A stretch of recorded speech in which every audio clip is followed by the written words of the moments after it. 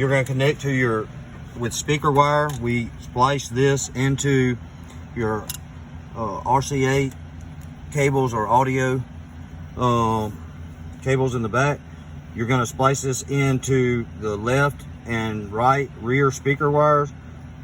The right rear speaker is going to be brown positive, yellow negative.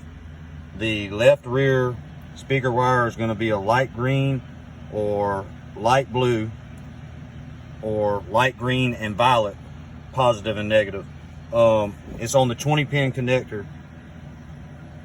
Left rear speaker is located at pins 4 and 5, right here, 4 and 5.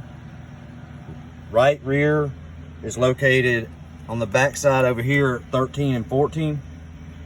And we used battery cables because it's cheaper than buying actual 6-gauge wire. Cut the ends off and bought an inline fuse for our power wire.